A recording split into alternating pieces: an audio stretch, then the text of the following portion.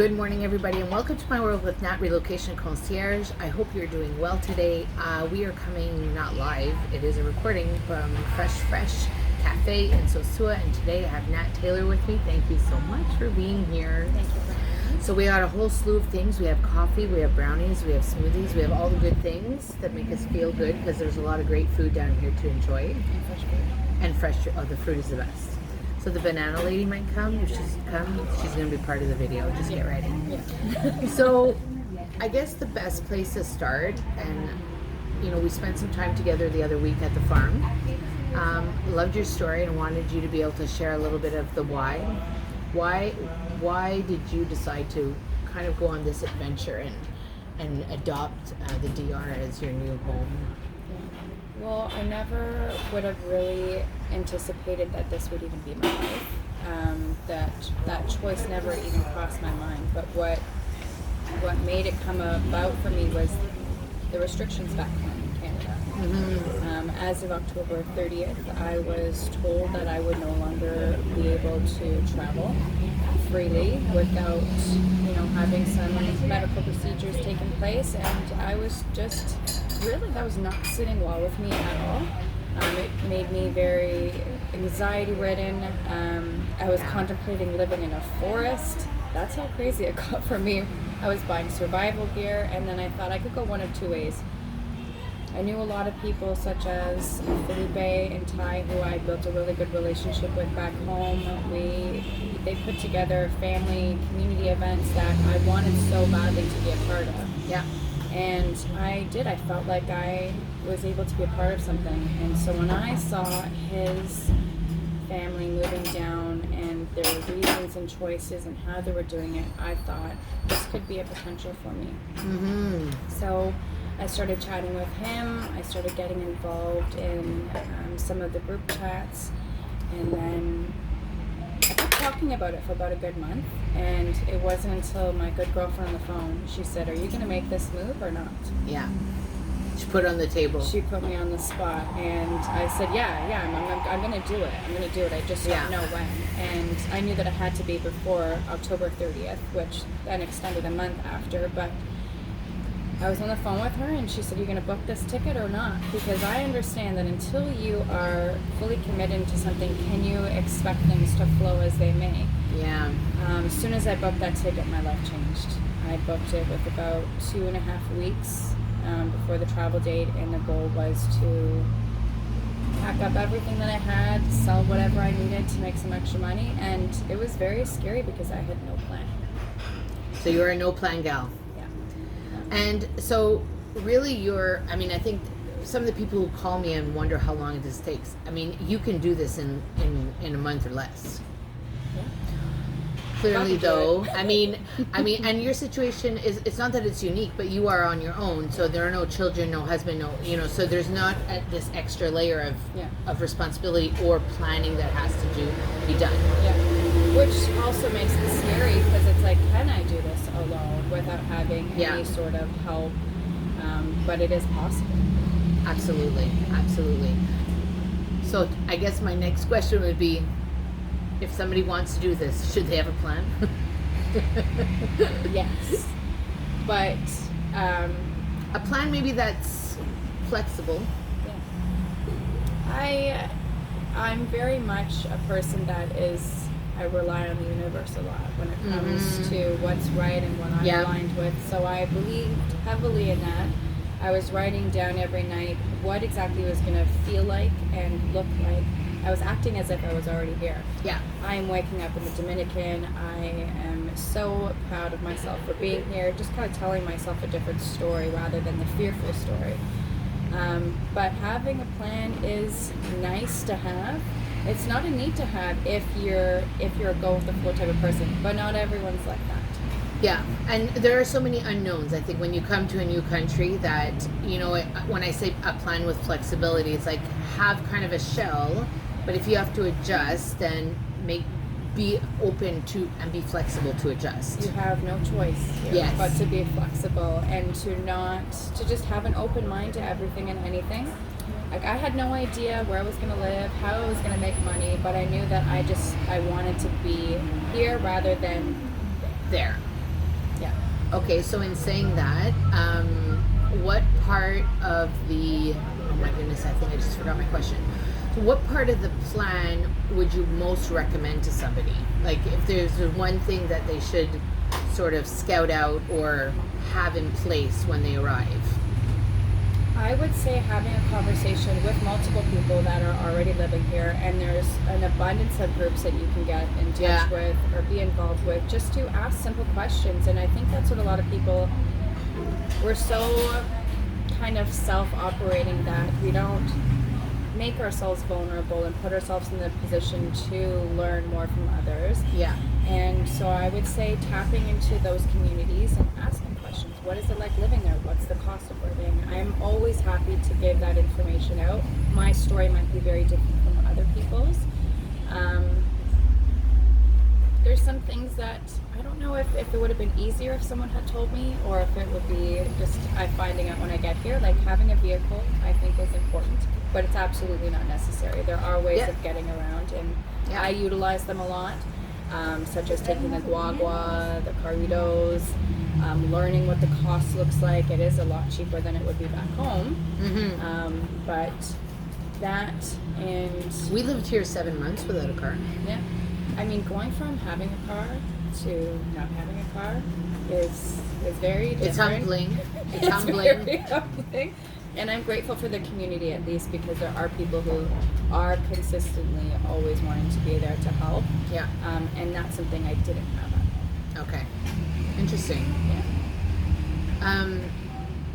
And before we started recording, we were talking about community, and one of the questions that came up with in a conversation I had is, I heard that it's very cliquey here.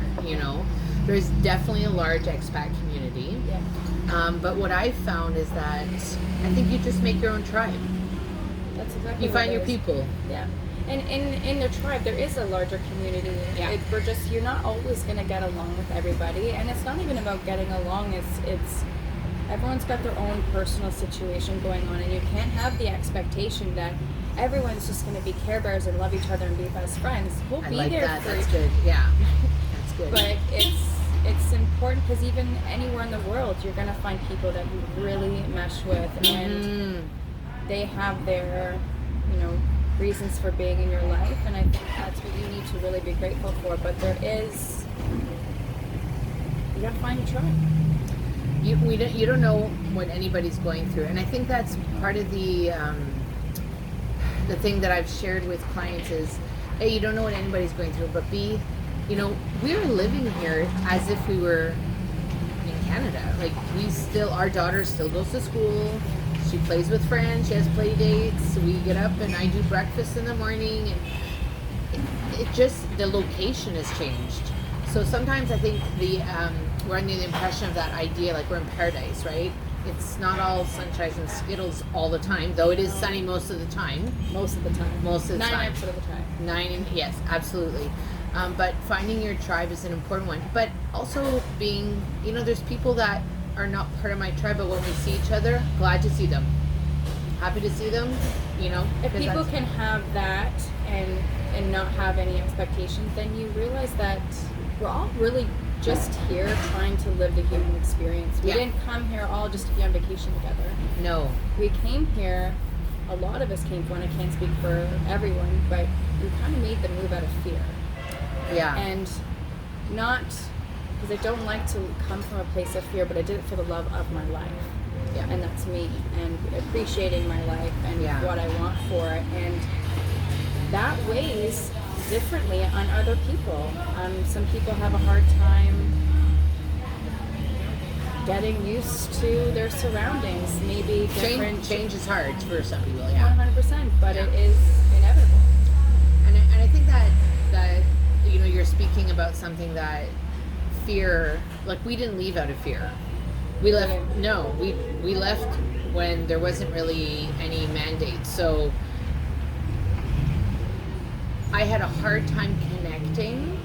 I can empathize with it, but there's a piece of me that doesn't understand it. I do come from it from a different angle now, because when I see and read and listen to things online, it creates anger and it creates different, so I have to remove myself from that often because there's a hole that you go down and it's very easy to.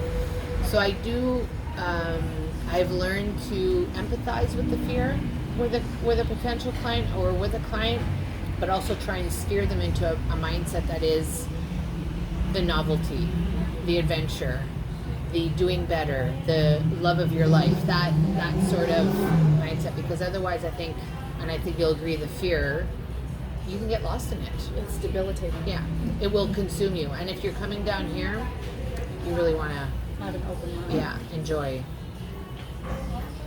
Cool. 100%. So, you've been here a while. Share all the good stuff. Like, what are the things that you just like? Obviously, the fruit.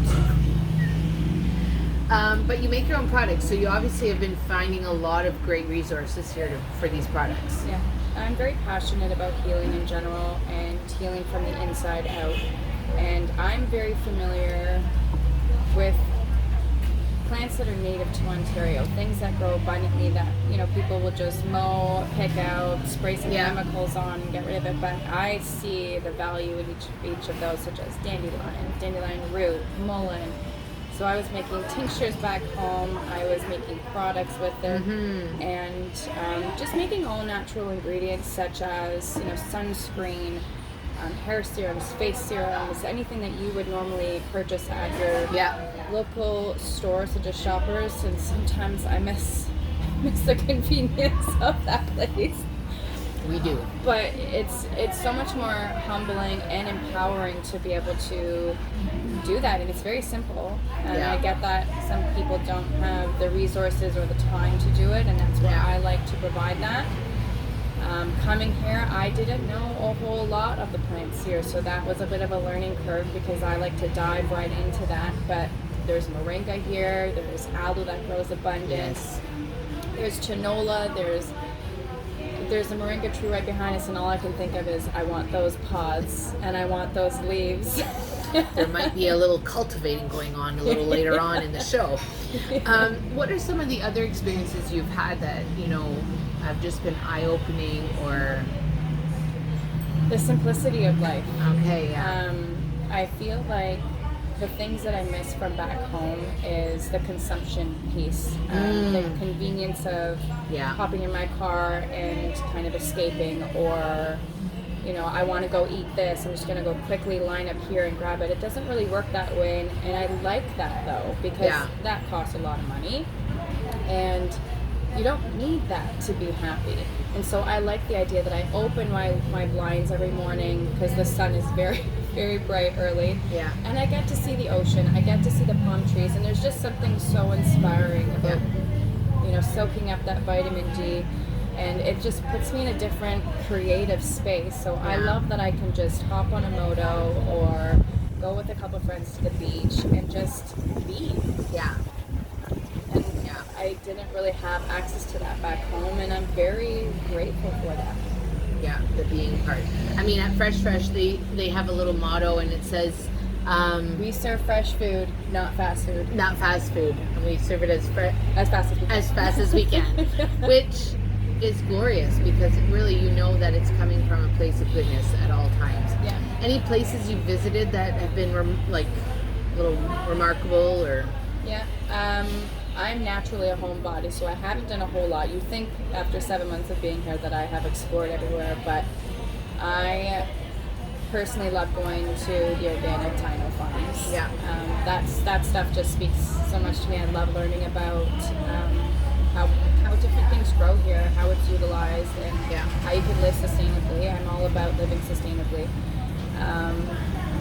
Monkey Jungle was a fun experience doing zip lining. I did upside down because I thought I could do something cool. I'm trying to think of things that stick out. You have a favorite beach? Oh, Playa Alicia, 100%. I love it, except when it's really hot, you have to run really fast. I think that's any beach because we're in Cabarete, and the other day I went for a walk in the middle of the day, which is not my norm. I usually go earlier in the morning, and I walked out to the beach very casually, and I was like, oh crap. Oh yeah, it was like, quick, quick. And I felt the bottom of my feet, they hurt. Yeah. They hurt for like a good while along my walk. So yeah. Yes, indeed, you have to do a little walking dance. Quick little walk dance, or wear socks, or wear shoes. But I feel like all I wear here is flip-flops, or even no shoes. I like to do the whole Mowgli. Yeah, I can't do on the pavement. That one is, I find that one a little tough. Yeah. But I love that, you know, where we are, we walk down to the beach, leave our shoes there, walk along, and we can go to a restaurant. I don't have to have any shoes. As long as I'm not going to the street, it's fine. Yeah, I love the idea of having a lot of the main restaurants on the beach, because you can get your choice of what you like. Yeah. That convenience part is nice. Yeah. But that's what I find very valuable. Just the views are impeccable. They are. Pretty much from anywhere. Like you think, we went to a restaurant last week, the Blue Moon restaurant up in the hills. Oh yes, Blue Moon. Blue Moon is another one of my favorites. Yeah, and the view was like just spectacular. But it was a different view, right? It wasn't ocean view. It was just all lush. It was just so lush. You almost felt like you're in a movie. Yeah, Jurassic Park. Yeah, one of these movies that, you know, you would see these big, you know, dips from the mountains and stuff. So you've mentioned a few things in our conversation, but any big challenges, like really stand out things where you went, woof, this is one I have to kind of get over? I want to say finding work. Okay.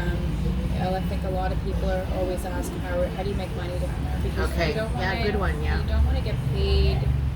If you're someone who's coming from outside, you're used to a certain pay structure, and you're just not going to get that if you work locally here. And you can't work locally here unless you have a residency or a cedula, right? But I mean, obviously, I know people have worked, or do work, and I think it depends on the circumstance.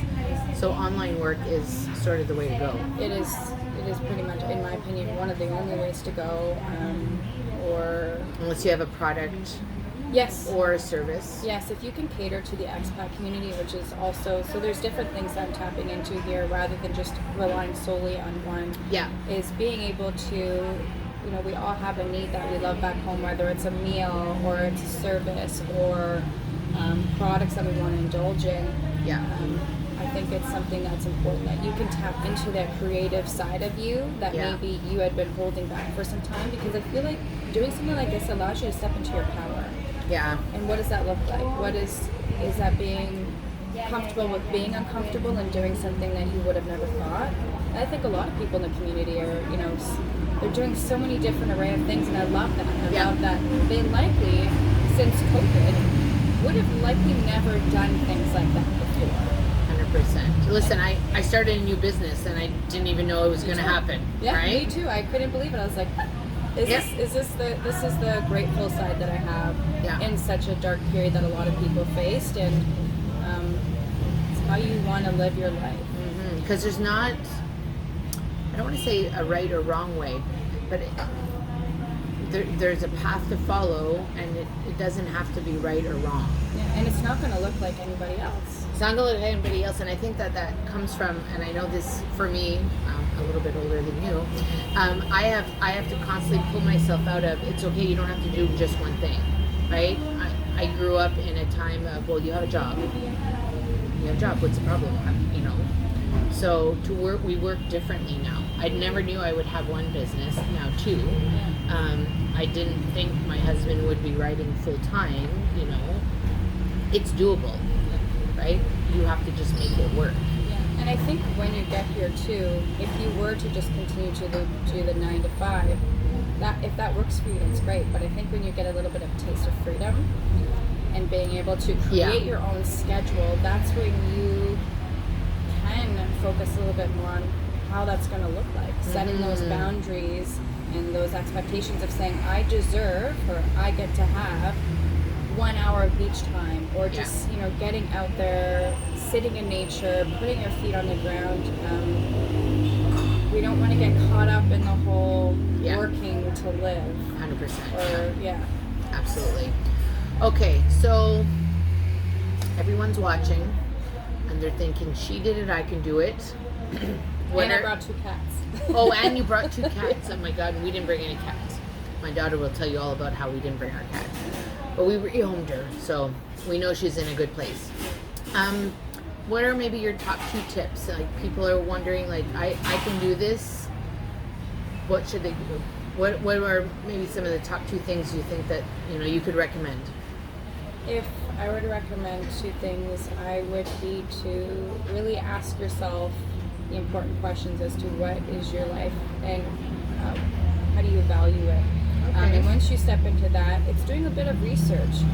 Okay. Speaking to someone like yourself who helps anyone relocate, getting the boots on the ground as to what you can expect. If you have dietary restrictions, what does that look like? Having those conversations, I think, is key. Trying to think of. I feel very basic right now. No, but I think research is a big one. You know, research, whether you talk to somebody, like you said, talk to a few people, ask questions. You know, one of the things I've come to see too is I've had people write to me and say, Natalie, 10 people have told me 10 different things, you know. Yeah. Rely a little bit on what feels good to you too, you know, that intuition, that gut feeling. Find somebody, if it's not me, find somebody else that can support you, because listen, I had a husband and a daughter, and you know, we relied on each other.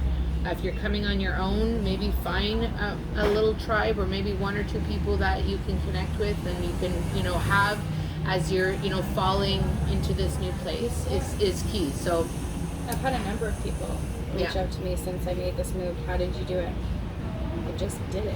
Yeah, you just did it. You commit to something, and I'm an open book. I'm always happy to answer questions for people that are looking at it from a singular perspective, but I won't necessarily be able to relate to people who have family, right? But I think that the process is pretty much, it's very similar whether you have family or not, and that's where I put the logistics in, so to make it flow a little bit, so that, you know, you're already, it's a lot to think about, so let's take one piece out and, you know, create a flow chart that is a bit easier.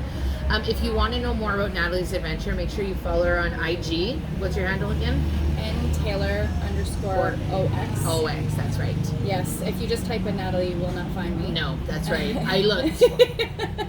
But now I know. Yeah. Now I know. And if I was going to say one more thing. Yes. When you come here, or when you're considering coming here, you really need to have a complete open mind and not have any expectations, because the second you put expectations in place, you could easily disappoint yourself, and it's good to be open-minded. Yeah. 100%, yeah. And in addition to your research, I think those would be the 2 top things, because the rest will kind of flow and go into place. Absolutely. Follow her adventures on IG. If you are considering a relocation and you sort of started or you haven't started, we certainly can have a conversation. You can book a free call. Click the Calendly link in the description. If you enjoyed this video, please make sure that you like it and you subscribe to the channel so you'll get notified next time that there is a video that shows up. Whatever you choose to do today, have an incredible day. Nat, thanks so much for coming and chatting with me. We're going to enjoy the rest of our fresh treats. Have an incredible day.